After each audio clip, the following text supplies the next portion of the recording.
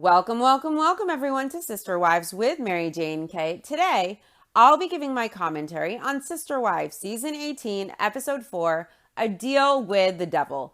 The episode opens with Cody recounting the fight he had with Janelle 10 days ago.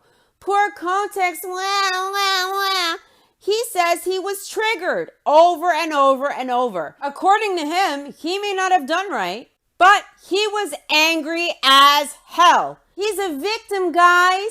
It's okay. He gets angry. He was triggered. Janelle triggered him. So his bad behavior, his disrespect of Janelle, his condescending tone, his words were all okay because he was triggered, guys. So his bad behavior isn't his fault. Janelle just made him angry. It's her fault. Cody was triggered. So his bad behavior is not his fault. He's not responsible for his actions, for his words. The coward hasn't talked to Janelle since the fight, and he doesn't know when he'll talk to her. Janelle is really upset, and it looks like this scene with her during this episode was filmed just right after the fight, and she says she knows what Cody said to her. She knows what Cody yelled at her in the car the other day. He said, choose me or choose your kids. Choose your loyalties or you won't have a husband. Good riddance. What woman wants a husband who can't stand that the mother of his children would prioritize their kids ahead of themselves or their husband? The kids, no matter what age, should always be the priority to a mother and also to a father. But Cody is jealous of the attention his kids get from their mom. It's creepy, and he's demanding as if she prioritizes her kids, it means she's not loyal to him as her husband. Cody wanted Janelle to kick her sons out during the pandemic. That's bullshit. And because Janelle didn't do that, Cody feels like Janelle is disloyal to him. Cody puts his ego, Cody puts his control over his kids. His need for power is more important than his kids. His ego, him feeling like a hero, like he's the big man in charge, is more important than his kids. That's bullshit. The kids should always come first, but obviously we see Cody's behavior. To Cody, his kids don't come first. Cody seems to see his kids as his enemies, and it's weird as fuck. It's weird as fuck to put yourself like you're not on the same team as your children because they won't allow you to control them. And the wife won't be demanded to kick out her kids or to give more priority and more attention to the husband than the kids when the husband is behaving in an unhinged way. It's like Cody is threatened by his kids. It's very weird. It's very weird. Janelle feels like Kotex is just looking for ways to get rid of her. And so she doesn't know if this is fixable. And she says Cody acts like she has done him wrong. And Janelle thinks Cody has played favorites for a long time. Now, she says Robyn lives the way Cody wants to run his family. So Janelle guesses Cody will just write off all of his kids, all of his other kids. That was very telling. Janelle sees the clearly different investment levels and treatment between the favorite wife's kids and her kids or any of the other kids in the family. And Cody is willing to just write off the existence of his whole family for this other family, the favorite wife and her kids. And I mean, we see that with the small glimpse we get through the TV show. Cody always refers to his kids with Janelle or his kids with Christine as her kids, Christine's kids, Janelle's kids. It's never our kids or my kids. The only kids I've ever seen Cody take ownership of are Robyn's children. He calls them my kids or our children. But Janelle's kids, Christine's kids, he never refers to them as my kids or our kids. They're Christine's kids. They're Janelle's kids. He cuts them off because they're inconvenient, because they're not easy, because Cody, his ego, in my opinion, feels very threatened by his kids. No thanks. Cody just doesn't want to do it anymore. He doesn't want to be a plural husband anymore. Cody says that he and Janelle spent months building up to this big fight they just had, and he feels like it's just one betrayal after another. And he says he isn't looking for mea culpas or an apology. He just wants to have a civil discussion. It's very interesting how Cody always uses the word betrayal. He was betrayed, when he is the one who betrayed Janelle in so many ways. He betrayed Janelle by neglecting her kids, by asking her to choose between their kids or him, by asking her to become more loyal, by asking her to change herself or become more obedient, like the perfect angel Robyn, for him to invest in the marriage. He betrayed Janelle by refusing to hear her voice. He betrayed Janelle by disrespecting her and refusing to have her back. He also betrayed her by refusing to have her back and reciprocate for her sacrifice financially to the family of a paycheck that she gave to this family for decades. Cody refused to help Janelle pay off the land, knowing full well all of her sacrifice. He wasn't willing to reciprocate after all that time. Cody knows for years Janelle's paycheck supported the whole family. Cody also betrayed Janelle by neglecting his kids whenever things weren't going the way he wanted with her in their relationship. When he couldn't control her, he would neglect the kids. Now, Cody lives in a home largely paid for by Janelle, and he doesn't give a fuck that her finances are all tied up in Coyote Pass, or that she has nothing to show for all of her decades of work. She has no home. She has no financial security, nothing to leave her kids. She invested in the family for years, and she trusted Cody. And Cody doesn't care that she has no home or that she has no financial security. Janelle has no financial security, and all of her money is tied up right now with other people in the family, with the land. Why is that? For years, she supported the family. She was the primary breadwinner, with Cody supplementing her to support this huge family, this huge tribe. She sacrificed to invest in the family, and now Cody can't reciprocate and be there for her and be loyal to her when she, as the mother of his kids, needs that. She deserves that. Cody doesn't care about Janelle's financial situation if she were to leave him. Cody doesn't care that Janelle has no home.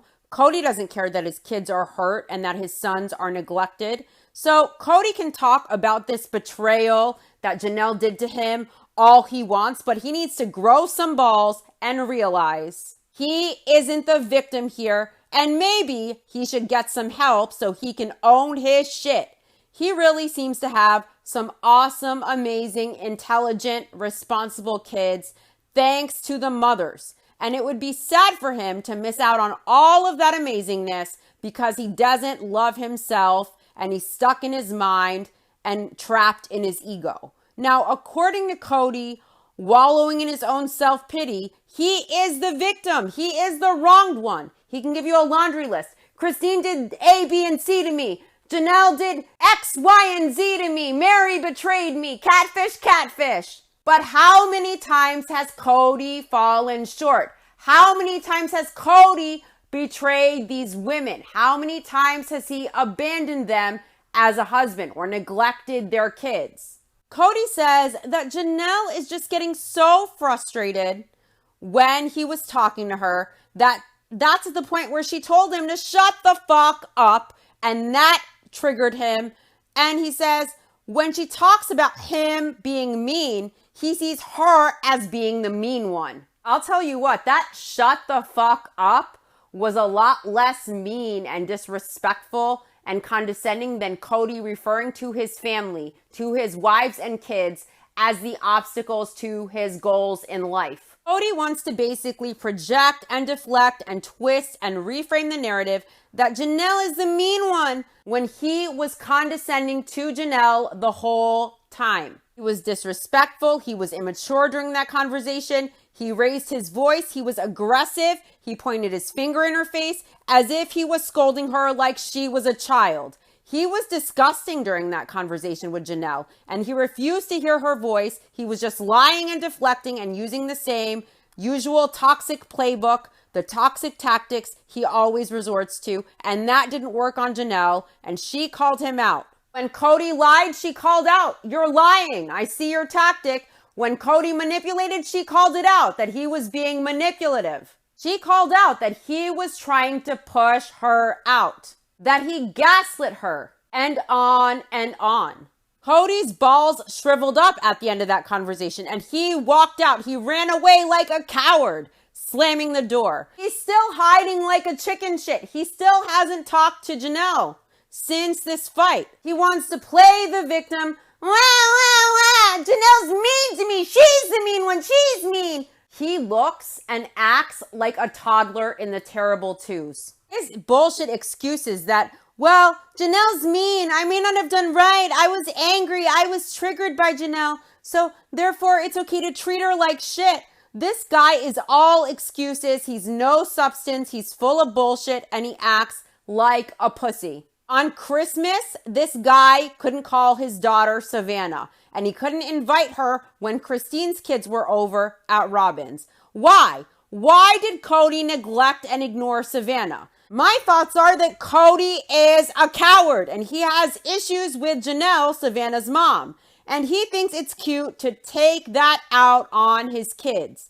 When the relationships Cody has with his children's moms and the state of those relationships has nothing to do with the relationship with your kids. Punish the mom because you are having a fight with them by ignoring the child. That's disgusting behavior. Savannah doesn't deserve that. That's emotionally abusive. That's very fucked up. And Cody knows it'll be inconvenient because there are hard feelings probably between he and Janelle, and Savannah might have hard feelings, and he doesn't want to address it. It's inconvenient, so he just wants to ignore. How is that fair to Savannah? She doesn't get to pick who her father is. Doesn't she deserve more as a human being and as a daughter than to be ignored on Christmas because Cody's fifis are hurt and he's having trouble with the mother? What is that? Cody could have been a man, and he could have called Savannah, but Goldilocks fell short. A real man would have called his kid regardless of the state of the relationship with the mother. Why is Cody making his kid pay by acting like they don't exist? It's gross. He wants to make a big show of taking Aurora, a freaking adult, to pierce her ears. It's Creep City. He can't go to Isabel's surgery. He can't remember Gabe's birthday. He can't call Savannah on Christmas. If a kid isn't easy, if they don't treat him like a hero, if they won't cook ego feasts for him, then he feels like that's an excuse to check out and be an absent father. If he's fighting with the mother, he feels like that's an excuse to be an absent father and to not try and build those relationships with his kids. Why are his kids having to pay for his anger towards his wife? I don't think the kids deserve that. Why do they deserve that? That's very selfish and that's very immature. That's not how a real man acts. Janelle is really depressed, and she says never in a million years did she think that she would get herself into this position. And she says, choose me or choose my children. And Janelle asks, who would say that? And she says, and now Cody has flipped and said it's all her fault. Now, Janelle rarely cries, and this may be one of the first times we see her cry on the show. Now, Janelle is in tears. She's devastated. She's exasperated. She looks heartbroken, and she feels betrayed, I think. Now, Janelle isn't the heart on your sleeve type. She shares her feelings, but she is very practical. She's very rational. She isn't into dramatics. She doesn't do crocodile tears. And here Janelle is, and she's crying, and they're genuine tears, and she is hurt. She is frustrated. Here she is, and she's crying on the show, and I'm really not sure we've ever seen her cry like this. As a viewer, because Janelle showing a lot of crying or deep emotions is rare, seeing Janelle cry was really sad. You could see the emotional pain that this woman is in because she gave everything to this guy. She gave everything to this family. And now she doesn't trust that he will do the right thing, the good thing, the fair thing by her. And she worked so hard to keep the family afloat. She did everything she could financially for this family. And now she needs a lifeboat if she wants to leave this clown. And she's not the legal wife. And she knows in her heart of hearts, Cody will hang her out to dry. He doesn't care. He won't reciprocate. He won't do right by her. And she knows she doesn't have a legal leg to stand on. And she is not, in the eyes of the law, Cody's wife. And this sucks. She knows Cody will screw her as he sleeps perfectly fine next to the goblin in the goblin's lair that Janelle paid for largely. Cody wants to mention betrayal. That's betrayal. But Cody wants to speak on his betrayal, on the way he was wronged, on the ones who betrayed him, his hurt fifis. Janelle says she doesn't recognize this man. She doesn't know who this guy is. And Janelle says maybe this is always who Cody always was. She doesn't know, but now she is stuck. She's stuck financially and she has nothing. Janelle points out Christine had the house and she has nothing.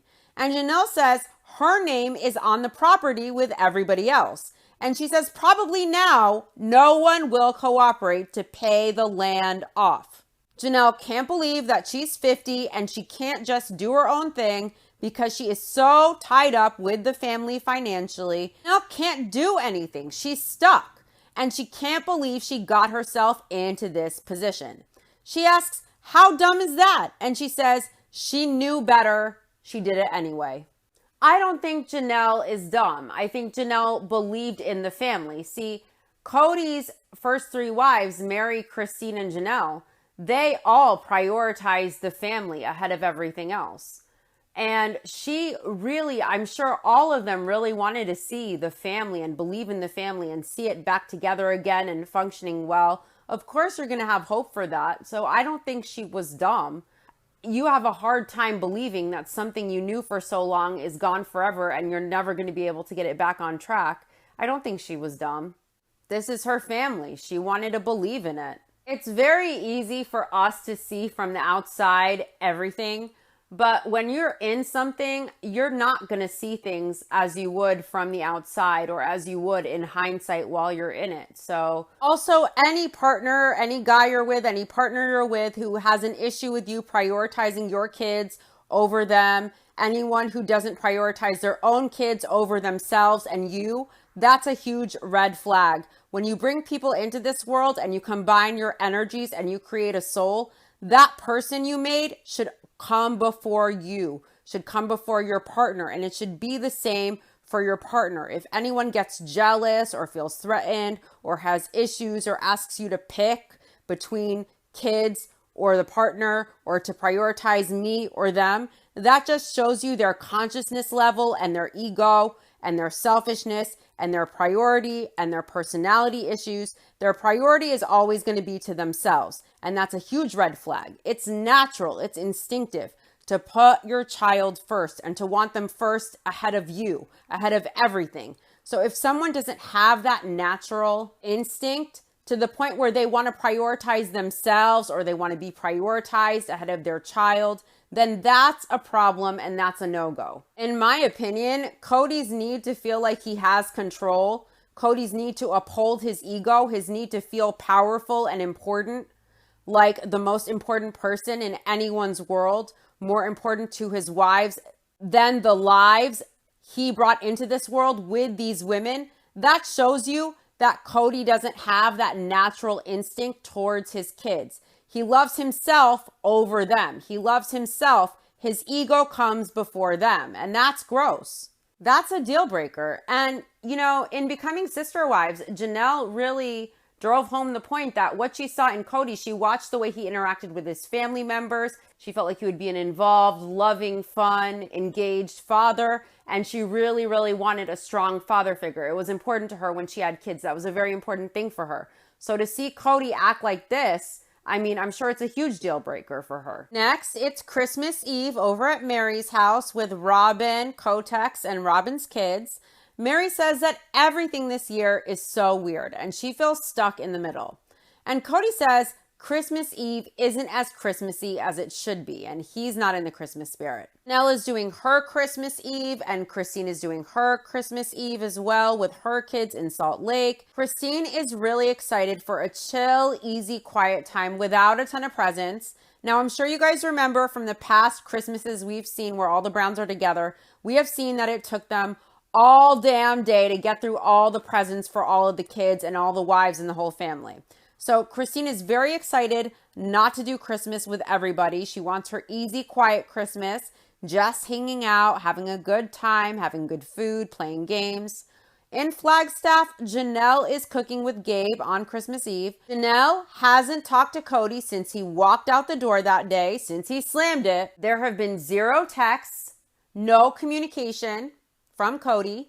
Cody also hasn't communicated at all with Savannah. She doesn't deserve this. Cody neglecting Savannah, ignoring her because he is pissed at Janelle is some fuck shit. It's not fair to Savannah. She did nothing for her father to ignore her. But Cody seems to think that he is punishing the mom that he isn't good with by neglecting the kids. And he does this based on the states of the relationships he has with the moms. The states of the relationships he has with the mothers should not determine the way Cody as a father treats and interacts with his kids. That's really fucked up. Cody's kids don't deserve that. Now, Janelle hasn't talked to her kids yet about the argument she had with Cody. And she asks why she would do that. Janelle says they take their marriage covenants very seriously in their faith. And Janelle is stuck and she doesn't want Cody back. She knows that much.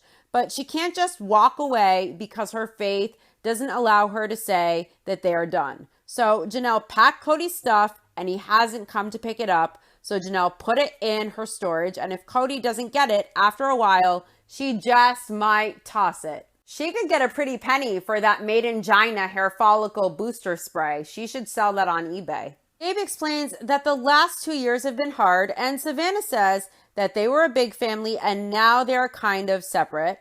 Gabe maintains a happy relationship with most of his family, and he feels they have kept the door open when some haven't. Garrison says they reached out and they tried to be open, but they were neglected and overlooked for offenses they believe to have happened that never did happen. Janelle's kids need to go work for the UN or something. They are very diplomatic, very diplomatic.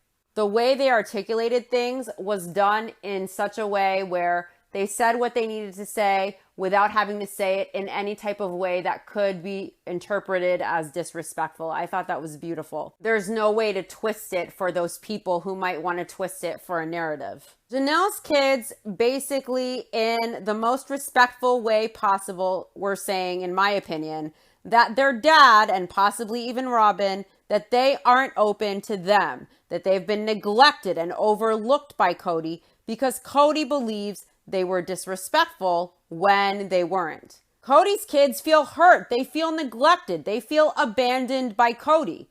And Cody's response is to be a coward and make excuses. Cody tries to turn it around and play the victim, like he is the victim of his kids. That's how shriveled up Cody's balls are. This is insane. It's insane. Cody says the idea that they wanted to connect with Robyn and her kids, or that he and Robyn are rejecting them, that isn't true. So basically, he's calling his kids liars to save face for his own optics. Again, yet again, he comes before his kids.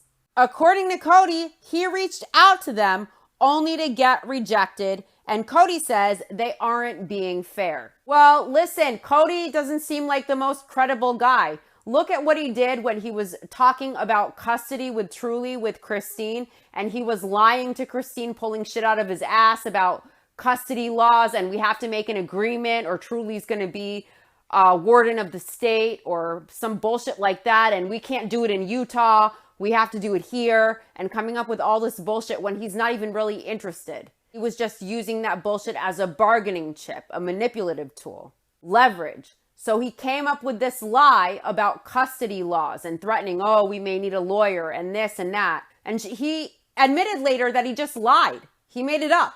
So Cody isn't really very credible. So I don't know what I believe. I definitely don't believe that his kids are being unfair and he reached out to them. God knows what he said if he reached out. God knows what he said when he reached out. Let's start there. I don't even know that he reached out, really. Janelle says he hasn't reached out. His kids say he hasn't reached out. He's the only one saying he's reached out. I don't really think so. Over at the Goblin's lair, it looks like Father Christmas threw up everywhere in that Goblin's lair.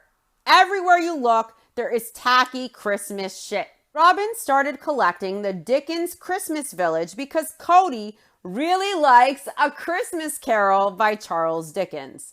Now, I laughed at this so much because the parallels between Cody Brown and Ebenezer Scrooge and the lack of self-awareness is a fucking, oh my God. Now, Cody says the Dickens story is special for him.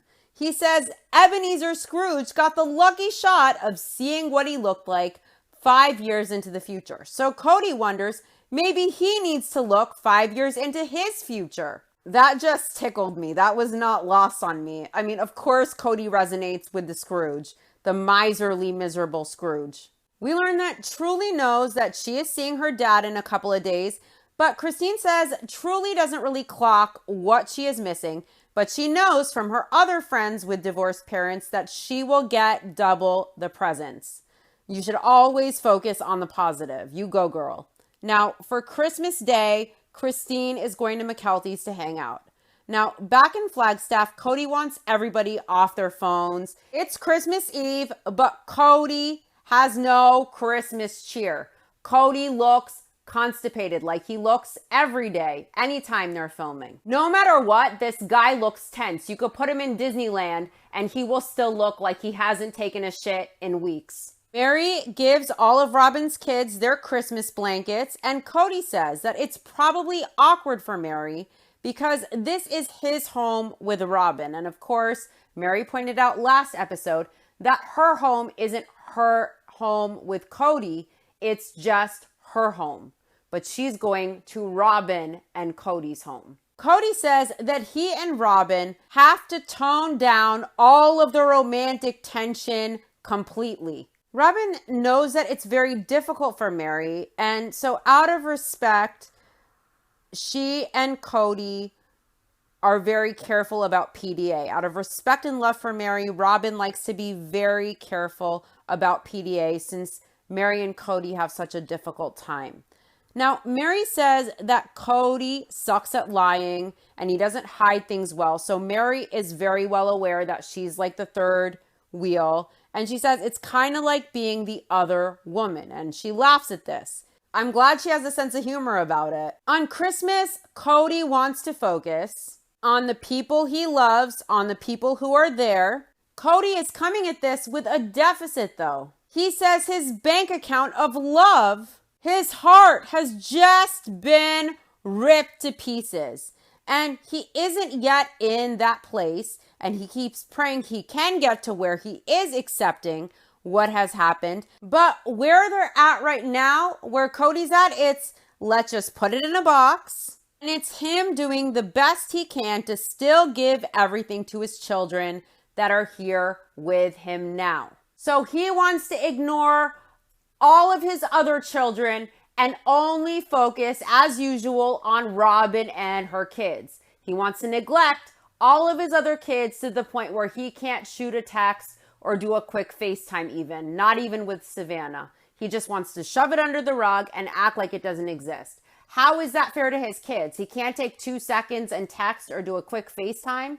That's bullshit. And his excuse is his heart hurts? What about Savannah's heart? What about Gabe's heart? What about the rest of his kids' hearts? See how Cody puts his feelings and his emotions ahead of everyone else's, and his emotions and his feelings and his convenience are the only thing that matters? This has to be incredibly hurtful to his kids. Christine says that this is the first year where she is doing a separate Christmas, and Janelle is also doing her separate Christmas, and Christine has no clue what the Three Musketeers are doing for their Christmas. It's now Christmas Day, and Mary is en route to Robyn's, and Mary feels like she and Robyn are the only ones even trying to hold this family together.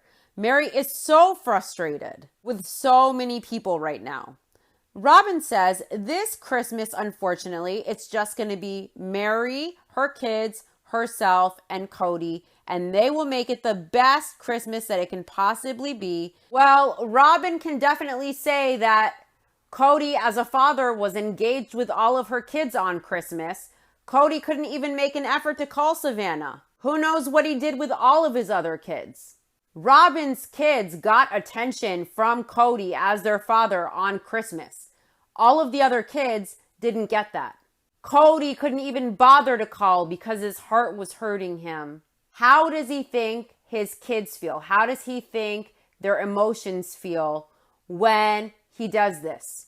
His emotions should not come before the well-being and good, healthy emotions of his kids. Janelle doesn't expect that they will see Cody. She says it's been a week and a half and Cody hasn't said a thing. He hasn't even called or texted Savannah at all. And she hopes Cody reaches out on Christmas because it's Christmas and this is his daughter and she has done nothing to him to deserve this. I agree. This is so unfair to Savannah. It's unfair to any of Cody's kids who Cody ices out just because he is at odds with the mother and the state of the relationship with the mother. That should not affect the relationship with the children or Cody connecting with his children or reaching out to his children as the father. This is very unfair and it's punishing the child and it's hurtful to the child and it's cruel. What did Savannah do to Cody that warrants him acting like this? Acting like she doesn't exist on Christmas? It seems like Cody is pissed at Janelle, so he wants to punish Janelle by hurting Savannah, by ignoring Savannah. And that's bullshit and that's cruel. So it's Christmas at Robyn's. The kids are up and they're going through their stockings and Cody got a crazy surprise for the kids. Now, Robyn hopes her kids will just lose interest. Cody got the kids scooters, mini bikes, helmets, motorized vehicles, and they're not Robyn's favorite things. Cody got these mini bikes for all of his kids with Robyn only, and he wants to have fun with his kids on these motorbikes on the property. He clarifies that the dirt bikes aren't expensive. Now, did Cody treat all of his kids equally, and did he get the same amount of gifts and the same financial investment level in all of his kids? I would like to know if each of his kids got a gift that was around the same as what Robyn's kids got. That's what's fair. Whether you're at odds with the child or at odds with the child's mom, you still have to be fair across the board with all of your kids, in my opinion. Seriously, what did Cody get all of his other kids? Did they each get a dirt bike and a helmet too? Or was it just Robyn's kids? Now, Dayton comments that they look like redneck scooters. Robyn thinks it's dangerous and she wonders if Cody was maybe trying to compensate with these bikes instead of the kids focusing on the fact that the family isn't all together. Like Cody is saying, look at this over here, instead to compensate for what they are missing here since the family isn't all together. So Cody wants to compensate and distract Robyn's kids from the fact that the family is in shambles. And he wants to make sure Robyn's kids are okay. But how concerned is Cody with making his other kids feel okay and safe and happy and loved despite the mess? What has Cody done to make his other kids feel okay, to help them heal? For fuck's sake, I mean, this guy couldn't even call Savannah on Christmas. That's how concerned he was with making sure all of his kids felt loved by him and felt good and felt okay about this, despite the situation in the family dynamic. Robyn's kids got dirt bikes because Cody wanted to distract them. He wanted to make sure they were okay. But Cody couldn't even call Savannah. This breakup of the family affects all of Cody's other kids way more than it affects Robyn and her kids. Robyn has a full-time husband. Her kids have a full-time father. This is bullshit. Janelle has her boys and Savannah in Flagstaff at the vacation rental, and Janelle feels overwhelming relief this Christmas But there is still a sadness that Cody isn't showing up for his kids, and he isn't showing up for Savannah. Janelle says for the last 30 years, she has celebrated Christmas as a family. The big Christmases were fun, and she misses that, but this Christmas feels good. It's peaceful and it's joyful. Janelle told her kids that she and their dad had a bad fight. And Janelle says she told them they weren't coming back from this fight. And the kids weren't surprised. Janelle says her kids observed her relationship with Cody for years. And her kids thought maybe it was time for their mom to do something different. The kids thought maybe it was time for their mom to maybe find something better. Janelle still hasn't heard from anybody here in Flagstaff, family-wise, on Christmas, meaning no one texted her from Cody's camp in the family. Cody says Janelle had already decided that she was doing a separate Christmas, and after the fight, there was nothing there. So Cody didn't see the point. He says Janelle was just as absent as he was. Cody says he has compartmentalized Janelle, and Janelle is out of sight, out of mind for now because it's Christmas. Cody says this is a struggle, but his loyal wife and her children, and he says we want something special. So Cody is blocking everything else out for today. Yeah, so Cody must not have called or texted Savannah or his other kids on Christmas because it was just too much of an imposition on him and his shop lady and her kids enjoying their special day. That would cut into the enjoyment to just send a text to recognize the other lives he created on Christmas. Cody couldn't bother to do that. It would mess with the joy and the enjoyment of his day with his loyal wife and her kids, and there's something special. What a dick. Next, we learn just how ignorant Cody is and that Cody has zero culture. He mentions that they're having crepes for breakfast.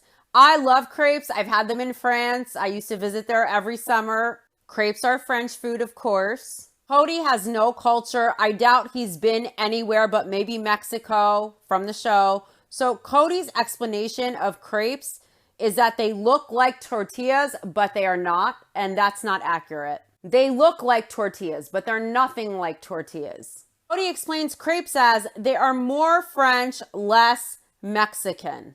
I just want to clarify that a crepe and a tortilla are two completely different things. They look alike. They don't taste the same. They are not similar. Cody explains his crepe as a burrito that's French. Crepes, eaten the right way, they are not eaten like burritos at all. Cody sounds very culturally ignorant when he speaks. Cody goes on that they've managed to get their family through the holidays and it was an isolating experience. And he laments that he is in this bad place with Janelle, Christine is gone, and he doesn't even know what to do with Mary. He says even with Robyn, he feels like he has been a grouch for 2 years. All he does is complain. I'm in a bad place with Janelle. Oh, Christine is gone. She left me. I don't know what to do with Mary. He's all over the place. All over the place. Always complaining. Always. I honestly don't know that I've ever seen a man whine as much as Cody whines. I have never seen that. I have never seen that much whining. So next, Cody and his dear friend Nathan are going for a drive so that Cody can talk to him freely about his own advice and his experience being a polygamist going through a divorce. Nathan's wife and Mary are sisters, and that's how he and Cody are brother-in-laws and friends. Now, Cody says the weirdest thing he is experiencing is he is going through a divorce and he still has a wife he is in love with. In love with or getting his supply from. Nathan says when Cody became public, he wanted to show the world that plural families could be loving and functional. And he says it's a strange thing now how the world gets to watch what happens when plural families break down. So Nathan hopes when people see that they have compassion. Viewers have a ton of compassion for Cody's ex-wives and their kids and the hurt and the suffering and the emotional stress that Cody's behavior causes to them. That's very clear, and I'm sure all of the viewers feel so much compassion for them. I am sure all viewers feel for them when we see the wake of destruction Cody leaves behind with not a care in the world, because it would be inconvenient for him to give a fuck or to do the right thing. Cody couldn't even call Savannah on Christmas because he decided he and his loyal wife and her kids wanted a wonderful day. So he just put everyone else out of his mind, out of sight, out of mind, so that he wouldn't be inconvenienced. On Christmas, he couldn't even manage to text or call his kids. Is that why Cody didn't call Savannah? Because it would ruin his wonderful day with his loyal wife and her children? Listen, we all have compassion for the people Cody referred to as the obstacles to his goals in life. 100% compassion. Cody tells his friend that he knows Janelle and Robyn are looking at him like they don't know him anymore. And Nathan says there is no getting around that. He says when Beth left him, he was still married to Rebecca. And Nathan says he lived plural marriage before. He had 2 wives. His second wife decided plural marriage wasn't for her anymore, and she left. And Cody says his friend had an experience that began very positively, and it ended up being very negative. And it took Nathan many years to find an equilibrium. And now he feels more balanced, but it's a new equilibrium. And he isn't the same person as he was before the divorce. Now, Nathan says, until a person has been divorced, you don't know how fundamentally it changes you, how it alters you. Cody says it's this weird place to be where you had this big family, it's a big thing, and now you've got this small thing. And this small thing you have left, it's not unimportant. It's beautiful, but it's not big like this other thing was. And Cody wonders if he can adjust. He doesn't want to sit and identify as a monogamist, but he wonders, if you are what you do, then what are you when you don't? And he asks, can I be a monogamist? Can I manage this? This is smaller. So because it's smaller, Cody doesn't know if he can do it. So first of all, Cody couldn't manage the big family. He fell short in a myriad of ways. So now Cody is wondering, can I manage a smaller thing? Listen, it's probably easier to manage less than to manage more. But keep in mind, Cody couldn't manage the big family. He won't be able to manage the small one either. He is the problem, and Cody doesn't see that he is the problem. So it's going to be the same thing over and over again with this smaller family. And Cody is worried now because he knows how fragile he is. He knows how his ego is. And he knows now he doesn't get to play favorites. He doesn't get to use the hierarchy of plural marriage to his advantage for his convenience. He can't be pissed at one wife and go to another wife. He has one wife. He has one option and one place to direct the anger. There are no options. There's only one option now. And Cody may soon whittle down his one option to no options with his toxic behavior. Cody's ego and his whole persona were attached to being a polygamist, to having this big family. With a smaller family, he feels, probably in my opinion, like because part of his ego was erected on the fact that he has this big family. He was the husband and the father to this big family. He has the TV show. And now he has just one wife left and her kids. Now he doesn't know who he is or how to get his ego around this, how to get his ego around the fact that he lost part of his identity, that he lost his family through his own hand, through his bad behavior. Now, Cody wondering if he can manage this smaller family he has left, in my opinion, is Cody concerned because him having choices, having the 4 wives, meant he didn't have to be inconvenienced. If he was in a bad place with a wife, he had other, more convenient options. He didn't have to be inconvenience. He didn't have to just push through with that wife and make it work. It was on the wife to just keep sweet and to get over it and to tolerate his bullshit and to be convenient if she wanted him to invest with her. And now it's on Cody, and he only has Robyn. And if she gets pissed, there is nowhere for him to go. He has to be inconvenienced. And Cody is wondering if he can manage that inconvenience, in my opinion. Cody tells Nathan that because he's been through a divorce, he's gone to a place he has never been before. And he says stupid things go through his mind like, I wish I wouldn't have done that. I wish I never got married. Cody wishes he could go back in time.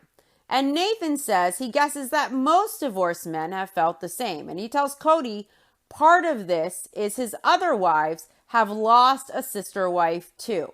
Nathan points out to Cody his wife lost her sister wife. And he says he was angry and it spilled out all over his wife. And he forgot that she lost her sister wife. And she also lost her childhood best friend. And Cody says it's not just him, the husband, being left.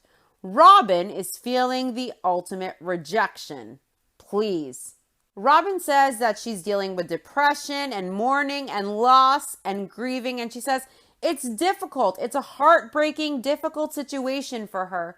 Oh, poor thing. Do you guys remember when Robyn gaslit the wives by explaining on the TV show that it's not that the wives don't get equal time.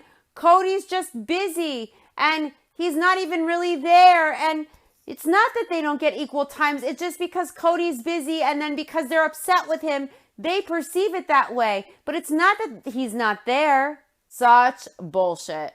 I get that Robyn wanted a good father for her kids and she wanted her kids to feel like they had a stable family after going through that rocky divorce and that relationship with whatever was going on with the bio dad.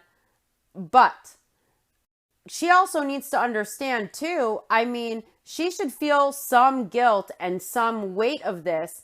The fact that now she has taken that family and that security and that stability, she has contributed to the demise of the family. She has.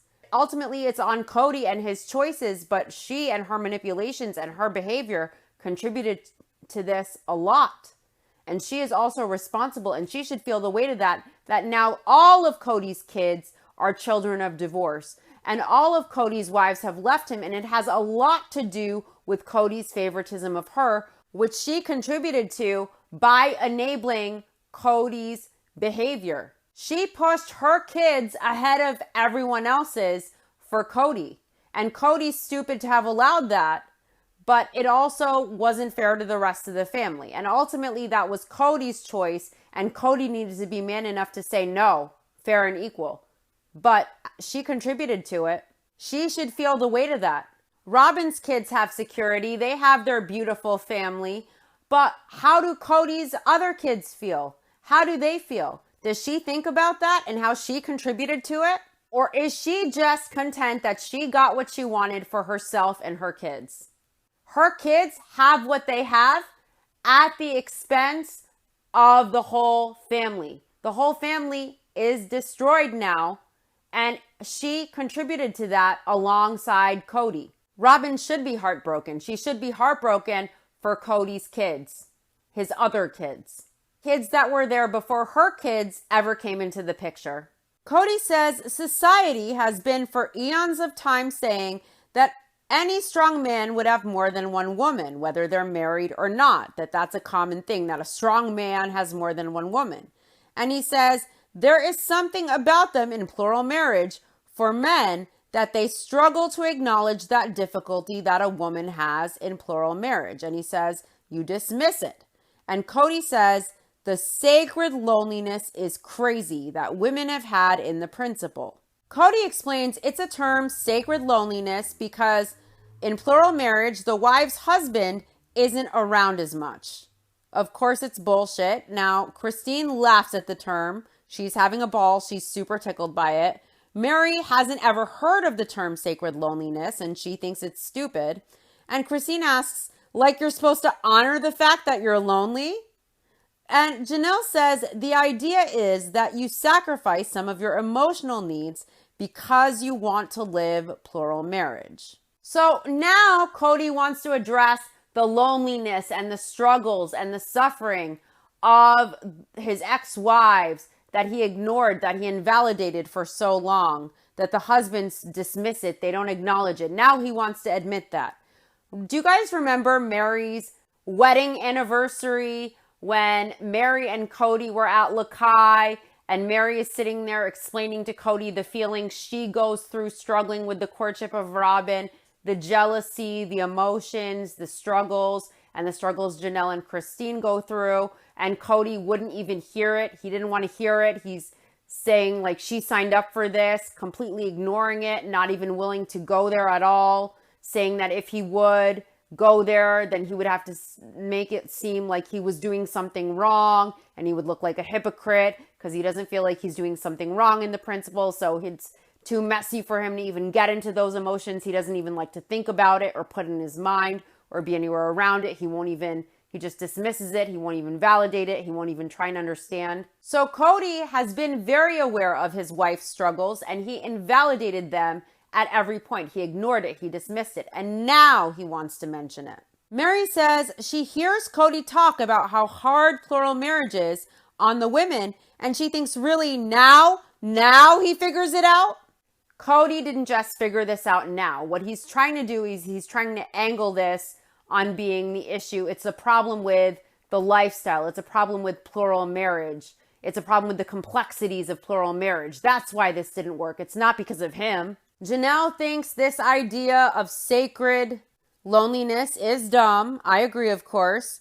And Robyn, of course, the expert in plural marriage, the one who's been a plural wife for so long and has really lived the full experience of plural marriage, really having to understand what it's like to share her husband 1/4 of the time. She really understands that, right, guys? She says plural marriage can be lonely. And in her head, it's an opportunity for her to get a relationship with God. For fuck's sake, Robyn hasn't been a polygamist wife most of her life. She joined this family and she monopolized most of Cody's time and investment and attention. As the favorite wife, she got more than the other wives. So even when Robyn lived polygamy for the short amount of time that she did, she still got most of Cody's time as he neglected his other wives and kids. And she wants to now complain, oh, it's lonely, and it gets her closer to God. Okay, wow. As Christine pointed out last episode, Robyn really wasn't getting the typical plural wife experience.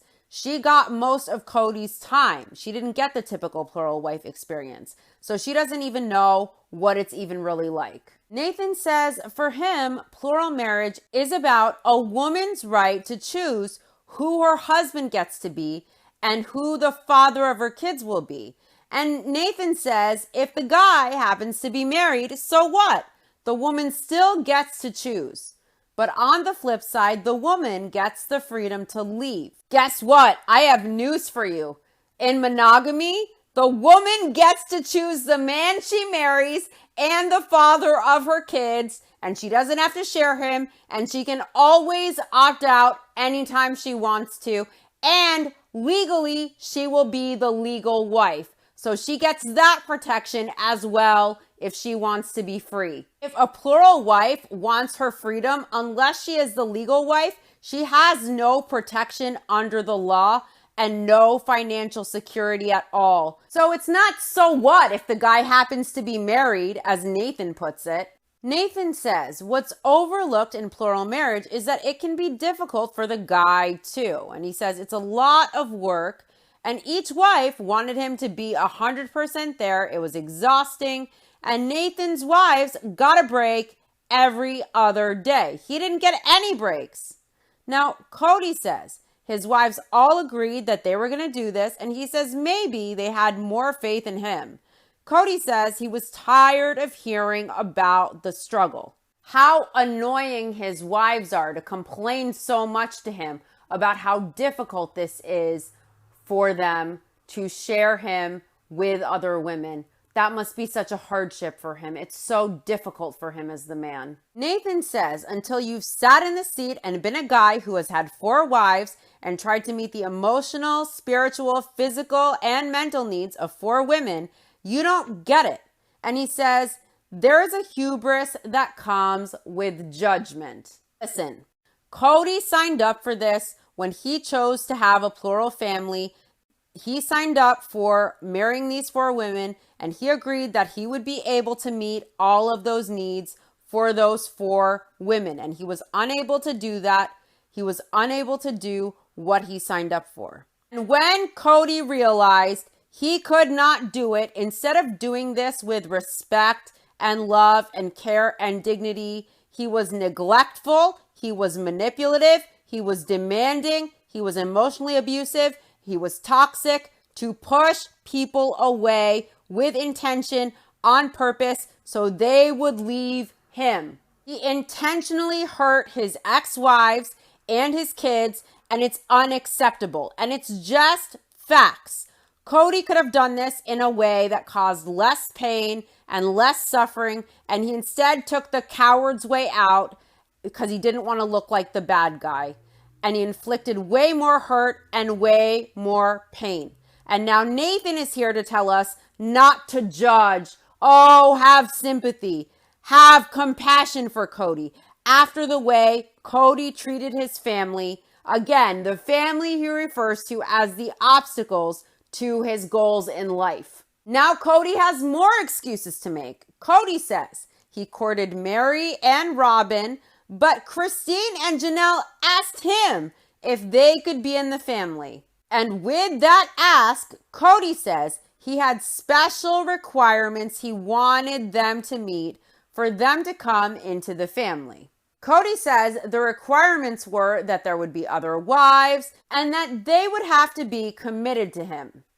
Janelle explains that it's improper for a man to be out chasing wives. So it's generally, in their culture, a woman approaching the family saying she had a spiritual revelation that she belongs in the family. Janelle says Cody now keeps saying that she and Christine asked to be in the family and that Robyn was invited in. And Janelle says it's like somehow because she and Christine asked, they deserve less, or they should just be happy with what they got. Janelle says they weren't begging to be in the family. They asked, that's the custom in their culture, and there was a courtship, and then they got married, but they didn't beg. Cody says they had their full choice to be in the family. After they went through this process with them, with the family, they now decided they don't want to be a part of it.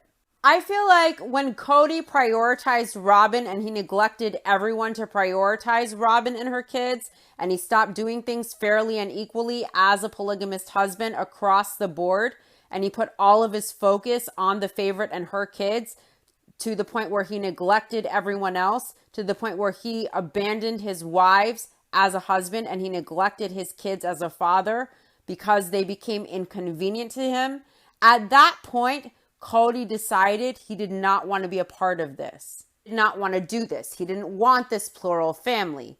He refers to this family, to his ex-wives and their kids, as the obstacles to his goals in life.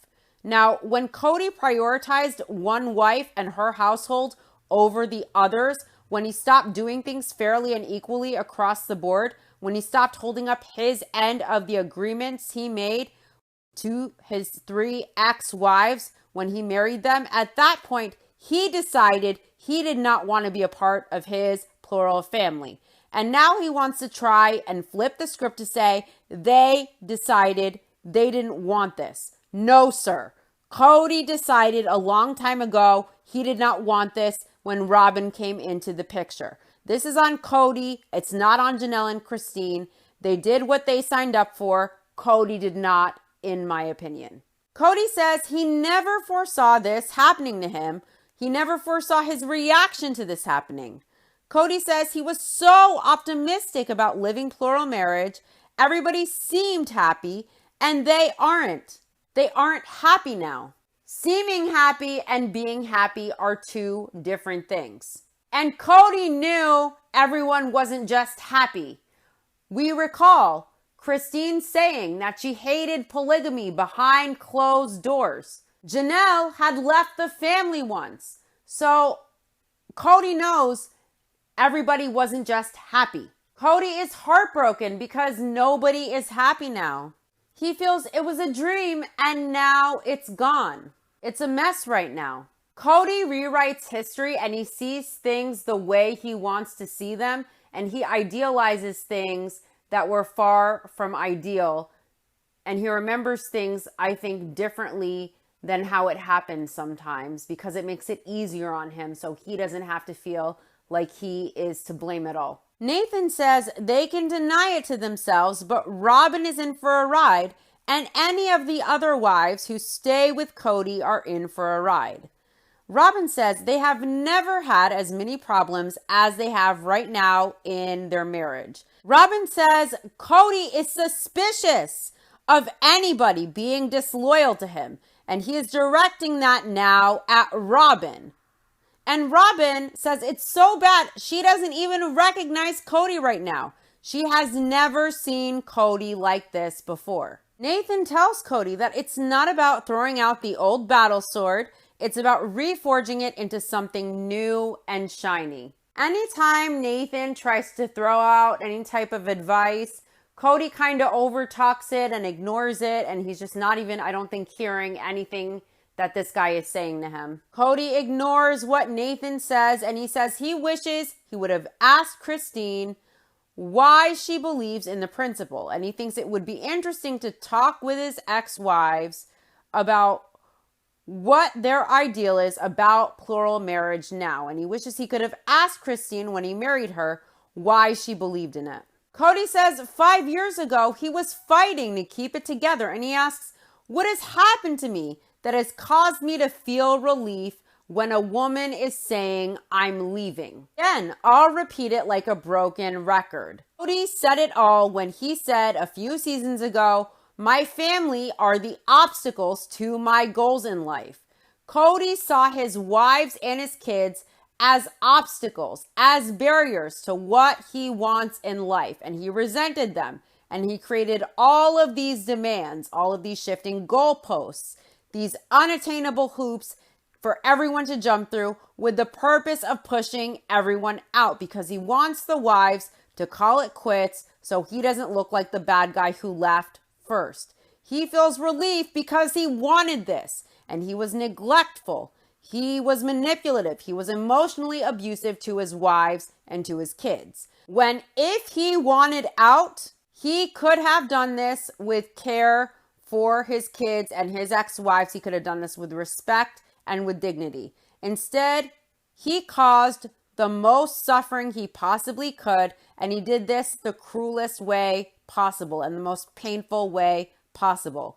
Cody feels relief when a woman leaves him because he's a dick and he got what he wanted. He's free of his obstacles, and he is still miserable as fuck. And he wants everyone around him to be miserable too, in my opinion. Janelle says she has had to really think about plural marriage, and she still feels like plural marriage can be lived. She feels there's a purpose for it, and she says despite the fact that she and Cody are having problems, she feels she could live plural marriage again, but she knows that there most likely won't be an opportunity for it again with her. Now, Robyn says in her head, this is still something that can work. She says, you just have to find people who are interested. The problem isn't that Cody's ex-wives weren't interested. It's that Cody wasn't interested. Christine acknowledges that there are full functioning plural families. They exist. Christine adds that you have to work together and keep that ideal. You have to keep talking about that ideal to make sure that the ideal grows with the vision of the family. That's a great point. And I think before Robyn, Cody, and all of the wives he had, they all prioritized the family. They all shared that vision. When Robyn came in and she prioritized Cody and having a father and security for herself and her kids, Cody prioritized her. And Cody's focus became Robyn and her kids. Robyn was very needy. And when Cody changed his priority from the family to Robyn and her kids, the family then stopped functioning. Cody stopped doing things fairly and equally across the board. Mary doesn't think that the fact that their family has fallen apart the way it has is because of polygamy. She thinks it's because of personalities. I found this interesting. I think she is saying in a roundabout way, in my opinion, that Cody's personality is problematic and Cody's issues caused problems. The issue isn't plural marriage. It's Cody's personality and how his personality vibes with everyone else's and Cody's personality issues in general. That's why the family fell apart. And what I recall is the professor on the UNLV panel saying when he surveyed men and women in polygamy, plural marriages, he surveyed polygamists, and they all agreed the success of a plural family mostly depended on the husband's personality type, his character, the kind of man he is. And I don't think Cody's personality type bodes well for polygamy. A polygamist husband has to be kind and compassionate and fair and magnanimous. They have to have a lot of empathy. They can't be selfish. They can't be egotistical. They can't be narcissistic. The plural husband's whole personality can't be centered around his ego and his needs and his selfishness and his need to be coddled. Cody's a taker. He doesn't give unless he needs something or it's convenient. And plural marriage is anything but convenient for all the parties involved.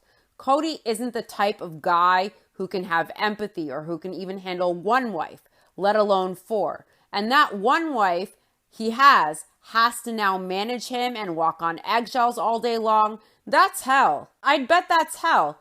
What kind of woman? What woman wants to be married to someone with a toddler's delicate mentality, who has no self-awareness, who resents women, who's hateful to women, who has a very fragile sense of self and very bad self-esteem to the point where their whole ego is concocted around having control and having obedience and all of this bullshit where you have to tap dance and tiptoe and walk on eggshells just to make them feel like they're in control, to coddle them, constantly give them attention as if they're a toddler. And if they don't get exactly what they want, they throw a tantrum, which then trains you to comply and be compliant to avoid having any type of breakdown or anger or emotional upset.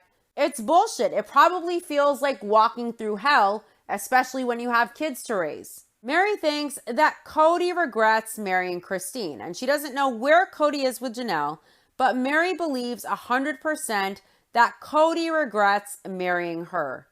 Mary says she knows Cody regrets marrying her.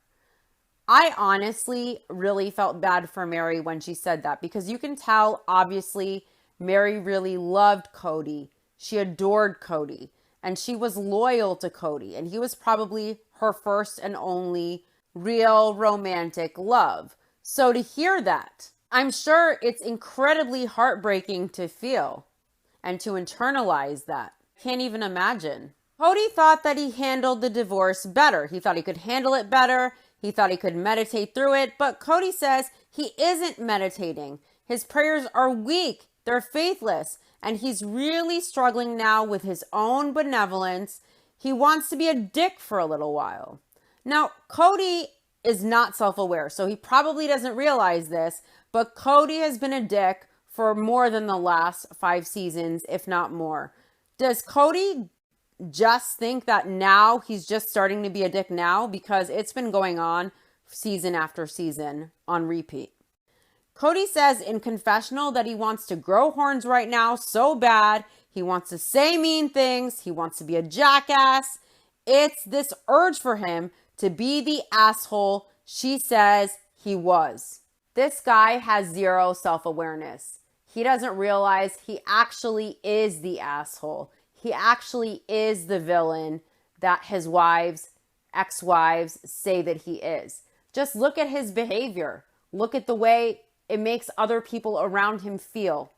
Look at the damage and the hurt that he actually causes emotionally to his kids, to his ex-wives. And tell me he doesn't realize he's being an asshole. He has to be just so far removed from reality to not see that. That just shows you that he only can see himself. He puts himself first. He can't see anything else. And he has no empathy or understanding for other people. Cody really, he has no self-awareness that he has been a dick face. Everyone knows who he is and how he is. He's acted this way for seasons. And if all we see is a fraction of his actual behavior, imagine how bad this guy really acts in real life behind closed doors. Now, Nathan tells Cody that he will have to face the darkest parts of himself. And Cody says he's doing that and he doesn't like who he is. And Nathan tells Cody that he will stare at the man in the mirror and he'll find out how big the horns are. Nathan tells Cody there were things he thought he never thought he could think.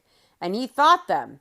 And Cody agrees. He says, dude, yeah, it's heavy. It's a thick drive inside him. And Cody says he has a gremlin inside him. One of the deepest temptations he has ever had in his entire life was to sit down and stop trying to be good. Cody says it's happening to him now and it's devastating. He says there is this urge deep inside him. He is fighting it. It's ugly. It's sinister. And Cody says it's the wolf you want to starve, but that urge is there to do it, to just be mean as hell. This monster has gotten in him and it's a fight. And he worked so hard to do what was right. And when you lose that and you feel like you failed, even to God, you get in this place where you feel like, well, I should just be the devil. I think I am now. Cody says he should just keep this to himself. He doesn't want Robyn to see this and he doesn't want her to know how dark he has gotten. Believe me, she knows. The whole fucking world knows. Cody is so angry now, in my opinion, because he really has a very fragile ego and he wants to be seen as a hero, as this great husband, as this great father. And, you know, the whole world really sees him as a villain, as a monster, as a man-child, as a fragile being with no self-awareness, hiding behind the facade of a fragile ego. His wives left, his kids distanced themselves, and he thought all this time he was hiding his bad side when it was there this whole time. We all saw it. He fooled no one. We all saw it. And now he's coping with the world realizing how fucked up he is and who he is mask off. What he shows with his behavior isn't how he wants to be seen or how he thought the world saw him. And he's angry about that. And Cody's wives didn't do this to him. His kids didn't do this to him. Cody did this all himself by his own hand with his behavior, with his words. Cody is his own worst enemy. He did this to himself. He's a walking red flag and he's not emotionally stable. He's not self-aware. He isn't healthy upstairs in a good mindset. And he still wants to be hateful and play the victim and blame and deflect and manipulate and project. And he still shirks accountability. And until Cody realizes he is the problem, his personality issues are the problem, nothing will ever improve for him or for the people around him. Robyn now is stuck with him and she enabled Cody. She enabled this monster by managing him, by feigning their respect and obedience, by coddling his ego. She let him play the hero. She walked on eggshells. She grew the monster and now she is stuck dealing with it. She made her bed and it sucks for her, but she contributed to this and she continues to enable him while also complaining about how, oh, it's hard for her. If she wants to, she can stop managing Cody and coddling him and making her kids walk on eggshells with her, and she can make him get help or he can have no one. But she won't do that. The shop lady routine will get old quick. Her kids will grow, and one day she will have taken more than she can take, and Cody will be old and alone if it keeps continuing. That's probably how this will go, in my opinion. Now, Cody tells Nathan that he thinks that Nathan probably didn't share all of his darkest thoughts with him, and Nathan doesn't think anyone shares that. He seems really unstable and unhinged, and these unmentionable dark thoughts for Cody, I wonder what they are. And frankly, it's scary what someone on the edge like this could be capable of if they just snapped, in my opinion. I feel like that would be scary. Now, Nathan tells Cody not to let this overwhelm him and to take hope in the fact that he isn't acting out on that. Now, I have a feeling that the dark thoughts Cody are capable of go way beyond what most people who don't have Cody's personality traits would think in their darkest times. It's scary. If I were Cody or his family, I would want him to get help immediately, because he really gives a vibe, to me at least, that he could snap anytime, that you never know from him 1 second to the next what would make him flip or where his mind is at or what emotion he's going to go into next. He really needs to get a grip on his mind. He needs to learn how to control his mind, get a grip on his mind, get a grip on his emotions, because it looks to me like his mind, his mental state, his emotions, his toxicity, that controls him. Cody can't even master his own mind, but he wants to control his family. I've always find that to be really interesting. Cody should really be talking with a professional, in my opinion. But nothing's going to help him unless he realizes that he is the problem. We've seen how Cody acts on camera, so I can only imagine privately what he is like when he's on edge, when he's full of rage. I wonder, how does he act? And we don't know. But I really don't think it's anything healthy or positive or good. Nathan says that he looks back on his experience when his wife left him, and he definitely wouldn't have wanted it filmed. He wouldn't have come out shining, and he says he would have been very messy.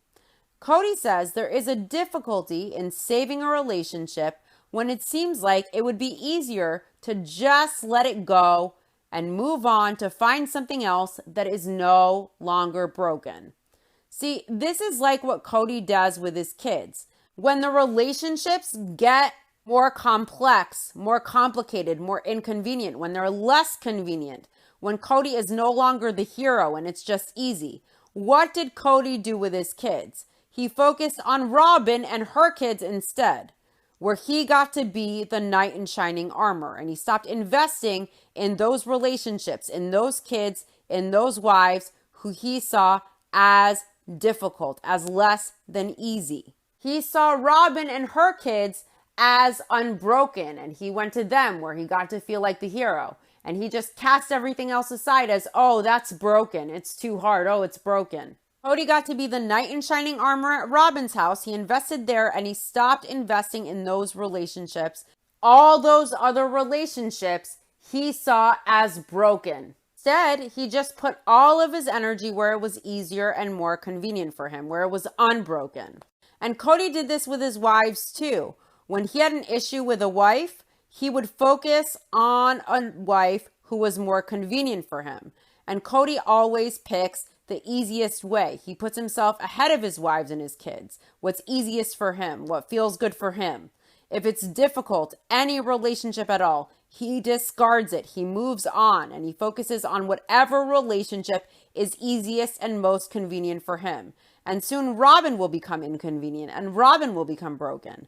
Robyn will become too hard. She'll become broken too. He'll want other options, more convenient options. Wait and see. He won't be happy with just one option when he realizes there's fighting with Robyn, it's inconvenient, he has nowhere else to go. He was going to want some way to motivate Robyn to stay convenient for him. So in his mind, he'll probably want to take more wives or start courting or some bullshit like that.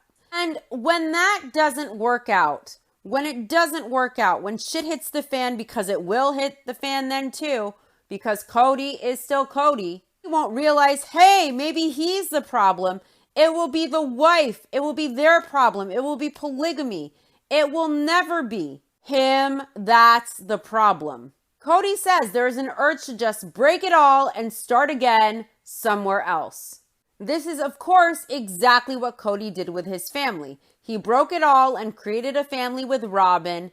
And in the beginning, Christine said she feared Cody was replacing his family with Robyn and her kids. And that's what Cody did. He broke it all. And when Cody breaks what he has with Robyn, he will cast her off as being broken, and he will never realize he is the problem. Cody was inconvenienced by his family, so he focused on Robyn and her kids. It was easy. He got to be the hero. It was perfect for him because he got his supply. And soon it will be difficult with Robyn, and he will break it all and start something new. Why? Because it's easier for him. Whether Cody takes new wives, whether he just walks away if something gets hard, Cody's out no matter what the situation if it gets hard for him. It all comes down to Cody prioritizing himself and his convenience. Cody, at the end of the day, loves Cody. Cody prioritizes Cody. Cody will always come before everyone else, even his wife or her kids. No matter what Cody moves on to after he discards, he will always break it because he is the broken one. He is the problem. He is the common denominator in all of his failed relationships. But Cody doesn't get it. He could marry a new wife tomorrow. Give it a year or two. It will break. Anything Cody touches will break. He is the poison. Nathan tells Cody they have two choices. They can sit there and say, well, it's all crap and throw up their hands. Or they can fight and win and believe in redemption. Cody's response to Nathan is he has his two youngest, and Cody says they are still loving him back. And Cody says he tells himself what a stupid thought it is to want to run from this when the only thing that loves him, now he calls his two kids the only thing that loves him, the only thing that loves him still, he's abandoning. If every relationship isn't 100% ideal and perfect for Cody, that means in his mind that they don't love him. The way Cody processes things is, well, my kids don't 100% agree with me on this or that, or they don't like the way I treat their mom, so that means they don't love me at all. They don't love me anymore. No, the love is still there. That's not how love works. Love doesn't mean you're always perfect in a person's eyes. If you truly 100% genuinely love a person, when they're wrong, you're going to tell them that they're wrong and you're still going to love them deeply. That's not going to go away. That's not how love works. And Cody thinking that his two kids, Saul and Ari, love him still. They love him. All kids think their father is a hero, and then they grow up and they see their parents' faults, and then they criticize those things, or they might get in fights with them. They might butt heads. They might have issues. But the love is still there. It's not that perfect, easy, convenient hero love, but the love is still there. Cody's problem is he wants it to be this perfect, easy, convenient hero love all the time. That's not how love works. That's not how any relationship works. It's sad that even Cody's kids are a supply to him, his supply. And when it's not this perfect supply that's easy and convenient where he gets to be this perfect hero, then they don't love him anymore. It's black or white. There's no in between. This is crazy. It's wild. What's really gross is Cody would consider in his darkest thoughts abandoning his kids because he knows that his supply won't be perfect anymore. Because he's not getting the love and admiration and the supply out of his kids. They're there to give him his supply. If it's not perfect, if it's not convenient, if it's not him being the absolute hero in this ideal version of perfect love 24/7 all the time, where everything is just perfect the way he needs and he's getting what he needs out of it, then that's it. It's discard. These are his children. That's super fucked up. That's super fucked up. Cody's kids don't deserve that. None of his kids, including Robyn's kids. Remember when Cody mentioned how betrayed he is by Janelle, how betrayed he is by everyone earlier?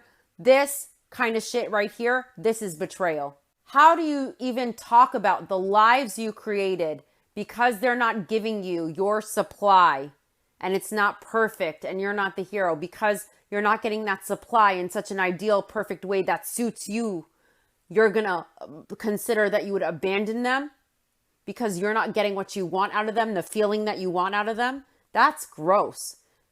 Humans are not objects to serve you and your ego and your supply. Cody only loves his kids when they see him as a hero, when they're convenient for him, when they bolster his ego, when they provide his supply.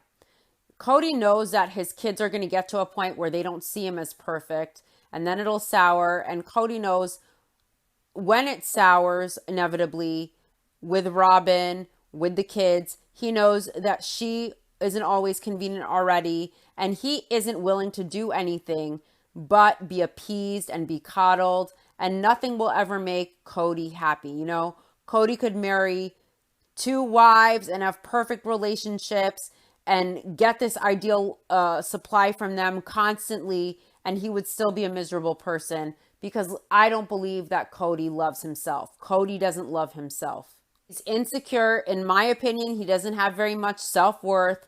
Cody doesn't understand that he is the problem. And no matter who he is with, no matter what relationships he builds, he will burn it all down because he's only serving his ego and his sick mind, and his ego masks how insecure he is on the inside.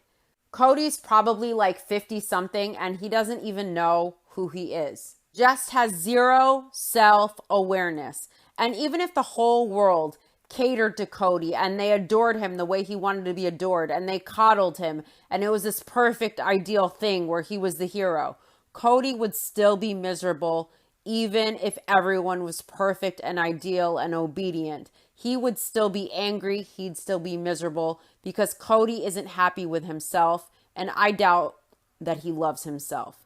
And now it's to the point where he can't control his own mind. He can't control his emotions. And he refuses to acknowledge that the problem isn't with all those people he cut out of his life. The problem isn't that they are broken or that it's broken. The problem is he is broken.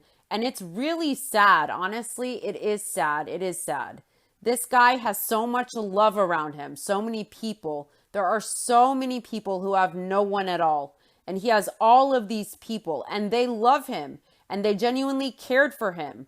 Christine cared about Cody. Janelle cared about Cody. Mary cared about Cody. They were real with him. When Cody made mistakes, they were honest with him. They had his back because they love him. They didn't just walk on eggshells and kiss his ass to manage him, manage his out of control emotions. They actually had his back. They were actually loyal. And Cody thinks he won because he cut everyone out, because he got what he wanted. He freed himself from the obstacles to his goals in life. But he has never looked more miserable and more out of control. Cody continues down this path. He will lose Robyn and her kids too. Cody considers in his darkest thoughts walking away from his kids with Robyn.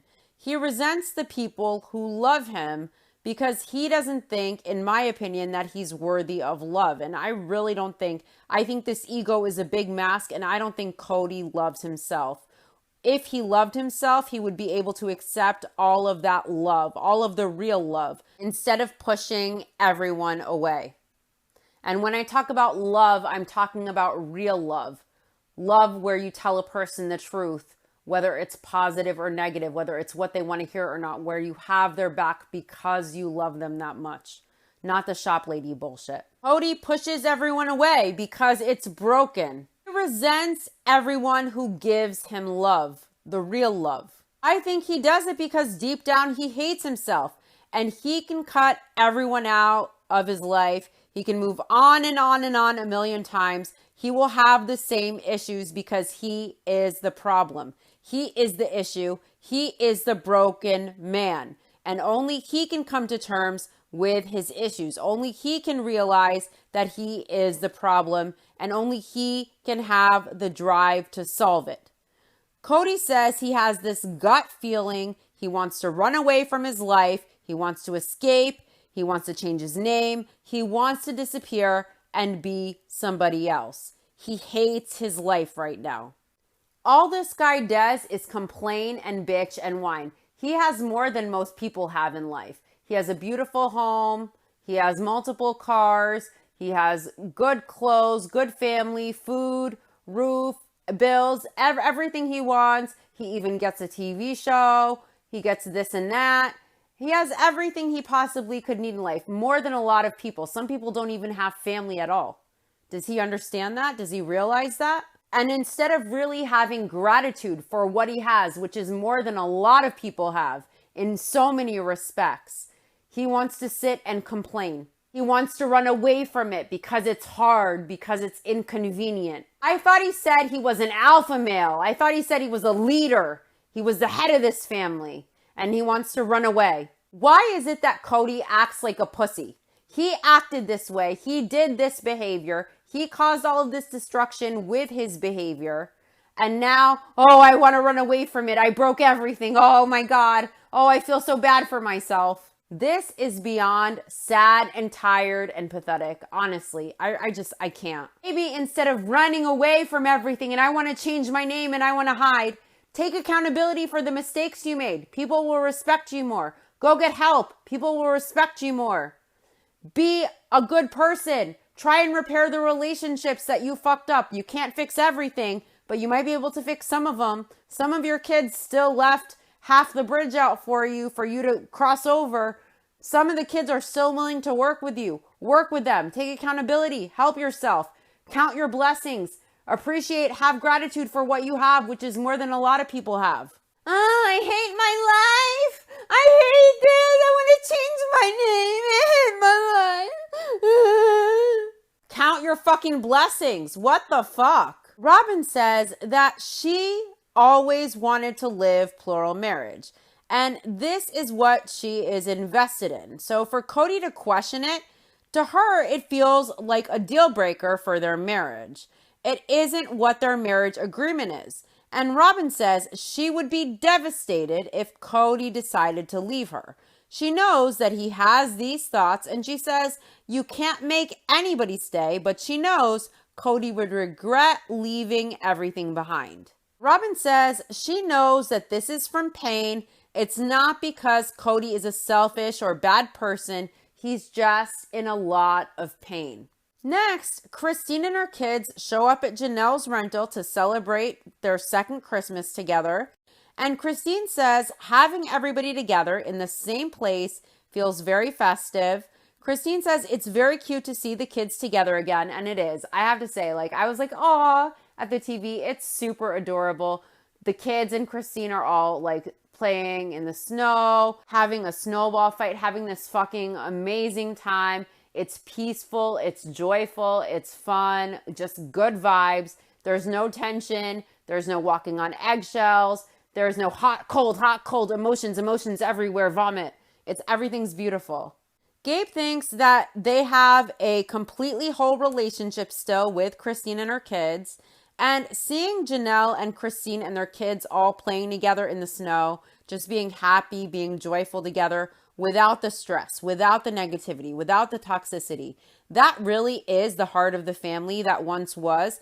And that family and that heart of the family, it's really amazing how that stays intact even as the family breaks apart and falls around Cody. His family, that core family, that heart of that family is still there and thriving, and they're thriving without Cody. And that's really beautiful. And that's a testament to really the relationship between Christine and Janelle and all of their kids, and Christine really being the heart of the family. And I think that's a very beautiful thing, because you don't always know how a divorce will work out. And to see that still intact, it's just a testimony to really how strong those relationships were in the family and what Christine and Janelle and the kids all mean to each other.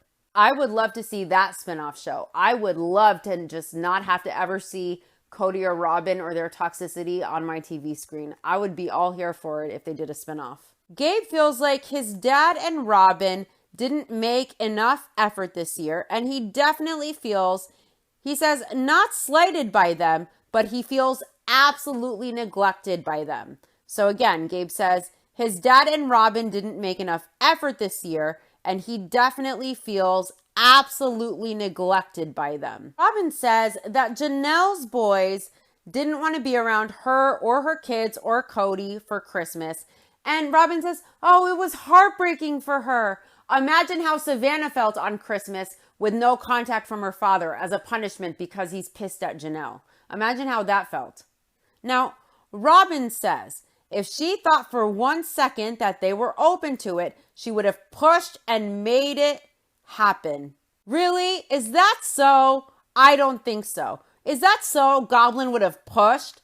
I don't think so. I remember when Mary was planning Christmas Eve, she herself actually preferred to invite Janelle and Janelle's kids. And Robyn and Cody made a very big ordeal about it.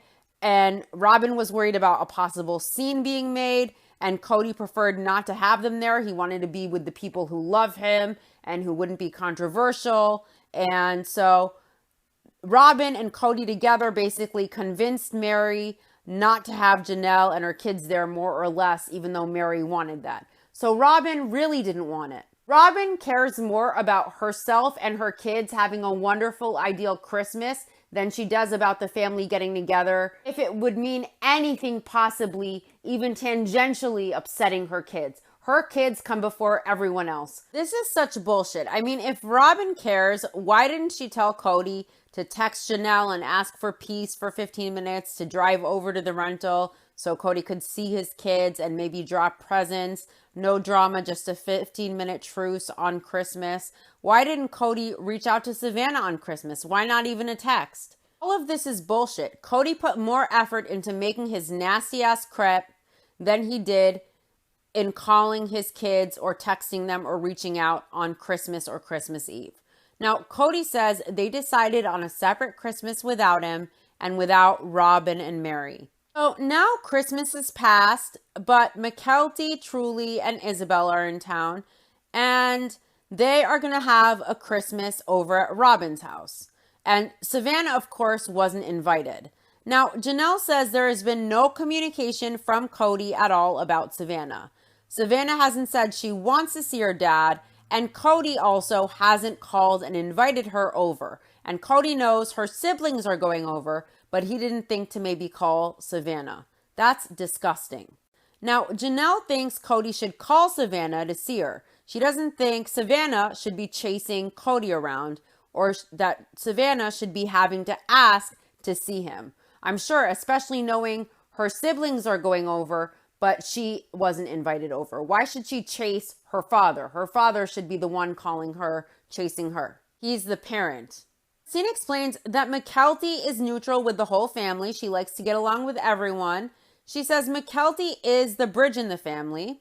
Robyn says that Christine said she didn't want a relationship with her or her kids before she left Cody. And Robyn says if Christine wanted a relationship with her kids or her kids wanted a relationship with Christine, she would bless it. She would be fine with it. Christine never said that. Robyn interpreted it that way, and that's on her.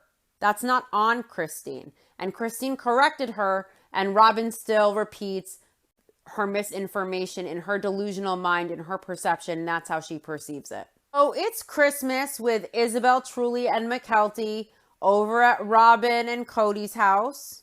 Cody is opening presents with Mykelti, Isabel, and Truly, and Robyn's kids. I really want to know, why wasn't Savannah invited and included in this? I think it's rude as fuck. It's cruel. It's very unfair. Savannah's sisters are invited and she isn't. Why is that? Why is that exactly? Is it because Cody is pissed at her mom?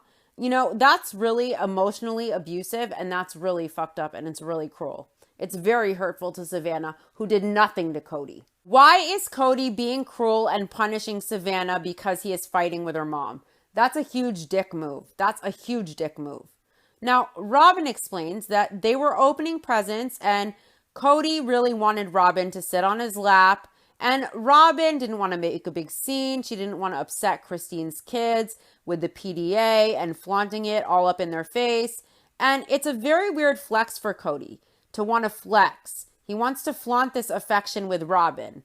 He asked Robyn 10 million times to sit with him, and she said no, and he stood up and he got her to make a big show on purpose, and I really think it's creepy as fuck. And he was doing the same thing kind of around Mary as well, and Robyn mentioned not wanting to flaunt it in front of Mary. Now, Cody knows it might upset his kids and he doesn't care. In Cody's sick mind, I think he probably thinks that the girls will go tell their mom how affectionate Cody was with Robyn, and like maybe that their mom will get jealous or something. Fuck no. Christine is way over Cody. She has a real man, but it's very twisted that Cody wants to rub his affection with Robyn in Mary's face and in his other kids' faces as well. That's very strange. That's very, very strange. Now, Cody isn't that optimistic right now. He says they're coming out of the holidays and it's been the hardest year of his life. Cody doesn't know what his family will look like a year from now. And he says this whole breakup thing and the fight with Janelle, it's leaving him in pretty deep sorrow.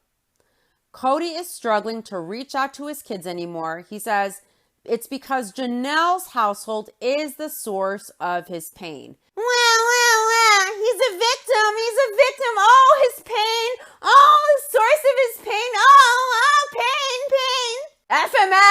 FML with Cody's pain. Oh my God. I can't with this guy. I can't. And he expects people to take him seriously and to care. Cody wants a good Christmas, and he says he's present. He's centered with Robyn and her kids as best as he can be because he wants a good Christmas that he can enjoy. Cody says he knows there are some things he has to change, but he isn't ready, and it's not the best, but it's the place he's in at this moment. And he says there'll be other Christmases. Fuck how my other kids feel. Fuck if I ignored them. Fuck it. Who cares if I didn't contact them? Who cares? There's other Christmases. Again, that's bullshit. Cody puts his own feelings and his ego ahead of what is best for his kids and their well-being. He didn't even reach out, even through text, to Savannah. And he is blaming this on his pain because he fought with Janelle. Man up, grow some balls, put your kids ahead of yourself for once in your life. No one gives a fuck about Cody's pain. What about the pain Cody causes his kids, Janelle's kids, his other kids in the family? Holy fuck. This man is nuts. It's hard to even respect him at all with his behaviors, with the way he acts, with the way he whinges on and on about his hurt fifis. What about the way he makes other people in his family feel and the way he hurts them? When is he going to talk about that? Really is hard to respect him at all. It really is. Cody honestly cares more about himself enjoying his Christmas than he does about taking 2 seconds to call or text his kids on Christmas and the pain that it caused them, that he completely neglected them. His enjoyment of the holiday takes precedence over any pain he might cause his kids. So what if his kids feel neglected? Who cares? His fifis are hurt. What a fucking loser. What a joke this is. Like, seriously, what a joke this guy is. Next time on Sister Wives, Season 18, Episode 5, when the going gets tough. Robyn tells Mary plural marriage is just hard, and she felt like Cody wasn't spending enough time at her house. That's some fuckery. Mary looks at Robyn like she is the cray-cray bitch that she is, and Christine says Robyn knew that Cody was over at her house more than anybody else. And Christine says she couldn't trust Robyn. Janelle says at this point, she and Cody are separated and she hasn't talked to Cody or seen him, but she still has her religious beliefs, so she can't just say that she'll go find somebody else. That doesn't work for her religiously. So technically, she and Cody are undefined, but they are probably still married at this point. Mary is making some big changes next episode, and she says, peace out, sayonara, bitches. Cody says, too many lines have been crossed. He doesn't want to live like this anymore. And Robyn needs a reason why her family got blown to smithereens. Cody's reason 1 and she's reason 2. It doesn't take a rocket scientist. Robyn is still saying she wasn't the favorite, that Cody wasn't at her house most of the time. Now she's saying he wasn't there enough. What is the goblin smoking? 'Cause I want some. Wow. Robyn is definitely living in her own delusional reality if she believes a word of that. That is fucking insane. That does it for this episode. Thanks for listening. I'll see you next week. Bye.